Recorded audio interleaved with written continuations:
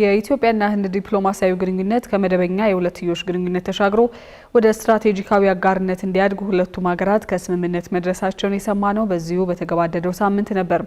ይፋ የተደረገው ደግሞ የህንዱ ጠቅላይ ሚኒስትር ናሬንድራ ሞዲ የሁለት ቀናት ይፋዊ የስራ ጉብኝት ባደረጉበት ወቅት ሲሆን ሁለቱ ሀገራት በሁለትዮሽም ሆነ በዓለም አቀፍ መድረኮች ላይ በሚኖራቸው ዘርፈ ብዙ ግንኙነት በትብብር ለመስራት መስማማታቸውም ነው የተነገረው። እኛም ይህንን እውነት ዳግም ልናስመለክታችሁ ወደናል። ሪፖርተራችን ዘነበ ኃይሉ በቀጣይ ዘገባው የሁለቱን ሀገራት ታሪካዊ ግንኙነት በመዳሰስ የአሁኑ ጉብኝት ያለውን ፋይዳ ያስቀኘናል። እንከታተለው። በኢትዮጵያና በህንድ መካከል ያለው የሁለትዮሽ ግንኙነት አውሮፓውያን እንደ ሀገር እንኳን ሳይመሰረቱ ከዛሬ 2000 ዓመታት በፊት እንደሚጀምር የታሪክ ድርሳናት ያሳያሉ። ከአክሱም ስርወ መንግስት ዘመን ጀምሮ ሁለቱ ሀገራት በተለይ በንግድ መተሳሰራቸው የሚነገር ሲሆን ይህም በሁለቱ ሀገራት መካከል ጠንካራ ግንኙነት ከመፍጠሩም በላይ እስያና አፍሪካን ማስተሳሰር መቻሉም ይነገራል። በወቅቱ የህንድ ነጋዴዎች በጥንታዊቷ የአዱሊስ ወደብ በኩል ሐርና ቅመማ ቅመሞችን ሲነግዱ፣ ኢትዮጵያን ነጋዴዎች ደግሞ ወርቅና የዝሆን ጥርስ ህንድ ድረስ በመሄድ ግዱ ነበር። ህንድ በእንግሊዝ ቅኝ ግዛት ስር ከወደቀች በኋላ የሁለቱ ሀገራት ግንኙነት መቀዛቀዝ ቢያሳይም ህንድ ነጻነቷን ካገኘችበት ከፈረንጆቹ 1948 በኋላ የሁለቱ ሀገራት ዘመናዊ ዲፕሎማሲያዊ ግንኙነት ዳግም ጀምሯል። ይህ ግንኙነት አድጎም ከ4 ዓመታት በኋላ በፈረንጆቹ 1952 ህንድ በኢትዮጵያ ኤምባሲዋን በመክፈት ሳንደርሳንት ሲንግን የመጀመሪያ አምባሳደር አድርጋ ስትሾም ኢትዮጵያም በኒው ዴሊ ይህንኑ ፈጸመች። ይህም በሁለቱ ሀገራት መካከል የነበረው ጥብቅ ወዳጅነት ዳግም እንዲያብብ ማድረጉ የሚገለጽ ሲሆን ሁለቱ ሀገራት ኤምባሲዎቻቸውን ከከፈቱ ከ4 ዓመታት በኋላ ደግሞ ቀዳማዊ አፄ ኃይለ ሥላሴ በህንድ ያደረጉት ጉብኝት የራሱን ሚና መጫወቱ ይነገራል። ቀዳማዊ አፄ ኃይለ ሥላሴ በፈረንጆቹ 1956 በህንድ ለ3 ሳምንታት የቆየ ጉብኝት ለማድረግ ባቀኑበት ወቅትም ደማቅ አቀባበል ነበር የጠበቃቸው።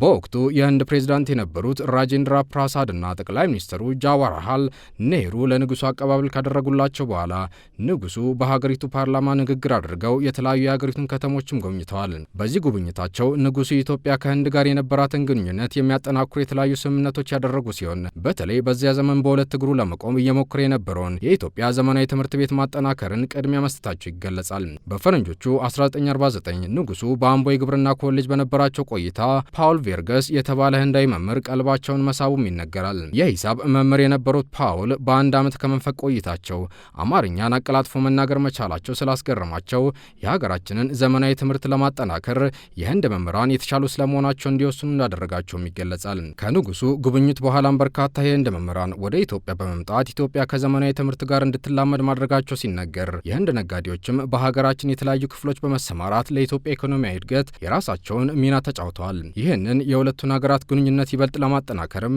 የቀድሞው የኢትዮጵያ ፕሬዝዳንት መንግስቱ ኃይለማርያምና ጠቅላይ ሚኒስትር መለስ ዜናዊን ጨምሮ የተለያዩ ከፍተኛ ባለስልጣናት ተመሳሳይ ጉብኝቶችን አድርገዋል። በህንድ በኩልም እንዲሁ የቀድሞ የህንድ ፕሬዝዳንት ራዳ ክሪሽናና የቀድሞ የህንዱ ጠቅላይ ሚኒስትር ማንሞን ሲንግ በኢትዮጵያ ይፋ ጉብኝት አድርገዋል።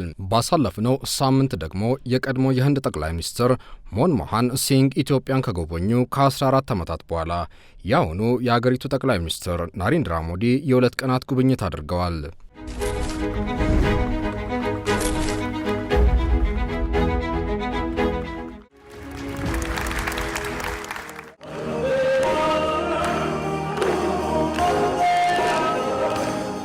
ጠቅላይ ሚኒስትሩ በህዝብ እንደራሴዎች ምክር ቤት ተገኝተውም በሁለቱ ምክር ቤቶች ፊት ለኢትዮጵያ ያላቸውን ልዩ አክብሮት በዘረዘሩበት የ36 ደቂቃ ንግግራቸው የሁለቱ ሀገራት ትብብር ከመደበኛ የሁለትዮሽ ግንኙነት ተሻግሮ ወደ ስትራቴጂካዊ አጋርነት እንዲያድግ ከስምምነት መደረሱን ጠቅሰዋል። ስምምነት ከተደረሰባቸው ጉዳዮች መካከል በግብርናና በተባበሩት መንግስታት ድርጅት የሰላም አስከባሪ ልዑክ ስልጠና ላይ የሚደረግን ትብብር ጨምሮ በቡድን ሀገራት የጋራ መዋቅር ውስጥ የብድር ሽግሽግ ጉዳይ ላይ ተባብሮ መስራት ይገኙበታል። በሌላ በኩል ህንድ ለኢትዮጵያ የውጭ ጉዳይ ሚኒስቴር መስሪያ ቤት የዳታ ማዕከል ለመገንባትና ለኢትዮጵያን የምትሰጠውን ነጻ የትምህርት ዕድል ለማሳደግ የተስማማች ሲሆን በአዲስ አበባ የሚገኘውን የማህተማ ጋንዲ ሆስፒታል የእናቶች ጤና አገልግሎት ማሳደግም የስምምነቱ አካል ነው ተብሏል። ጠቅላይ ሚኒስትር ናሬንድራ ሞዲ ሀገራቸው በቴክኖሎጂ፣ በማዕድን፣ በዘላቂ ልማትና በንጹህ ኢነርጂ አማራጮች ላይ እንዲሁም በምግብ ዋስትናና ወታደራዊ ትብብር መስኮችም ከኢትዮጵያ ጋር አብሮ የመስራት ፍላጎት እንዳላት ገልጸዋል።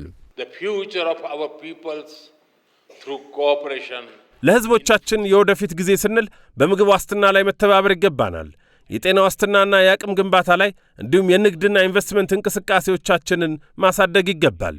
ቅርብ የሆነ ወታደራዊ ትብብር ያስፈልገናል። ትብብራችን በሳይበር ደህንነት፣ በወታደራዊ ኢንዱስትሪ እንዲሁም በጋራ ምርምሮችና በማንኛውም የአቅም ግንባታ ጉዳይ ላይ አብረን እንድንሰራ ያግዘናል።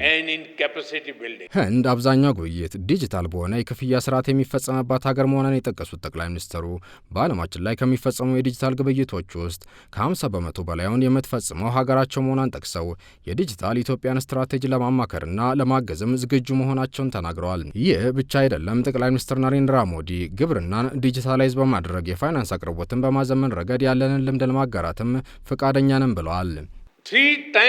100 ሚሊዮን የሚጠጉ አርሶ አደሮቻችን በዓመት ለ3 ጊዜ የፋይናንስ ድጋፍ ያገኛሉ። ይህ የሚሆነው አንድ ቁልፍን በመጫን ብቻ ነው። እናንተም የዲጂታል ኢትዮጵያን ስትራቴጂ ይፋ ስታደርጉ እኛም ልምዳችንን ለማጋራት ዝግጁ ነን። በሌላ በኩል ለሆስፒታሎች አዳዲስ መሳሪያዎችን ከማቅረብ እስከ አቅም ግንባታ የሚደርስ ድጋፍን እናደርጋለን። ይህ በእንዲህ እንዳለ ህንድ በኢትዮጵያ ኢንቨስትመንት ዘርፍ ትልቅ ድርሻ ካላቸው ሀገራት መካከል ቀዳሚ መሆኗን የጠቀሱት ናሬንድራ ሞዲ የሀገራቸው ባለሀብቶች በኢትዮጵያ ያፈሰሱት ሀብትም $5 ቢሊዮን መድረሱን የጠቆሙት ሁለቱ ሀገራት የሁለትዮሽ ምክክር ባደረጉበት መድረክ ላይም ህንድ የኢትዮጵያ ውጭ ቀጥታ ኢንቨስትመንት ላይ ያላትን ጉልህ ድርሻ የተናገሩት ጠቅላይ ሚኒስትር አብይ አህመድ በበኩላቸው የሁለቱ ሀገራት ግንኙነት ወደ ስትራቴጂካዊ አጋርነት ማደጉ ትክክለኛ ውሳኔ መሆኑን ነበር የገለጹት። የውጭ ቀጥተኛ ኢንቨስትመንታችን ከፍ እያለ ነው። ህንድ ደግሞ ለዚህ ቀዳሚዋ ምንጭ ነች። በኢትዮጵያ ኢንቨስት የሚያደርጉ ከ650 በላይ የህንድ ኩባንያዎች ይገኛሉ። ይህ ለትብብራችን ጠንካራ መሠረት የሚጥልና መተማመንን የሚፈጥር ነው። ዛሬ ታሪካዊ ግንኙነታችንን ወደ ስትራቴጂካዊ አጋርነት ለማሳደግ የወሰነው ውሳኔም ትክክለኛ ውሳኔ ነው። ሁለቱ ሀገራት በሁለትዮሽ ለመፈጸም ከተስማሙባቸው ስምምነቶች ባለፈም አፍሪካን ከእስያ በማስተሳሰር ረገድ እንዲሁም በዓለም አቀፍ መድረኮች ላይም በጋራ መስራት የሚቻልባቸውን መንገዶች ዳስሰዋል። በዚህ ረገድ ጠቅላይ ሚኒስትር አብይ አህመድም ለጠቅላይ ሚኒስትር ናሬንድራ ሞዲ የክብር ኒሻን ባበረከቱበት መድረክ ላይ ሁለቱ ሀገራት በመተባበር ዓለም ላይ ተወዳዳሪ የሆኑ ኩባንያዎችን በመመስረት የደቡብ ትብብርን ጥንካሬ ማሳያ መሆን እንደሚችሉም ተናግረዋል። ዲጂታል መገልገያዎች በሀገራቶቻችን ያሉ ማህበረሰቦችን ተደራሽ ለማድረግ ያግዙናል። ንጹህ የኃይል አማራጭ ደግሞ ለኢንዱስትሪዎቻችን ኃይል መሆን ይችላል። ግብርናችንንም ያሸጋግራል። ከአዲስ አበባ እስከ ባንጋሎር ያሉ የሥራ ፈጣሪዎች ዓለም አቀፍ ተወዳዳሪነት ያላቸውን ኩባንያዎች መገንባት ይችላሉ። የእኛ ወጣቶችም ለመፍጠር ለመምራትና የወደፊቱን ጊዜ ቅርጽ ለማስያዝ ዝግጁ ናቸው። ኢትዮጵያና ህንድ የሚጋሩት ፍላጎትን ብቻ ሳይሆን እሴትን ጭምር ነው።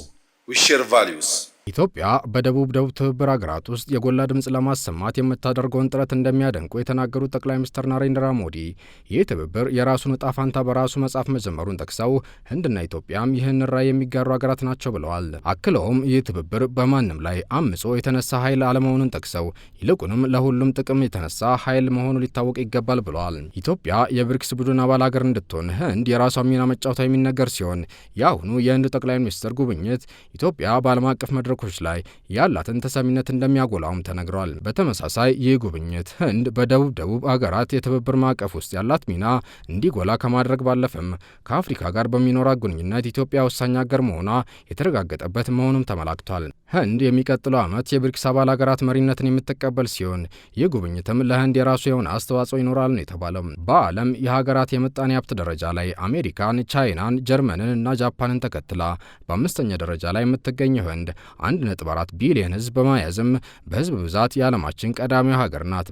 15ኛው የህንዱ ጠቅላይ ሚኒስትር ናሬንድራ ሞዲ ጠቅላይ ሚኒስትር አብይ አህመድ በፈረንጆቹ 2026 በህንድ በሚካሄዱት የሰው ሰራሽ አስተውሎት ዓለም አቀፍ ጉባኤና በብሪክስ ጉባኤ ላይ እንዲሳተፉ ጥሪ ማቅረባቸውንም ሰምተናል።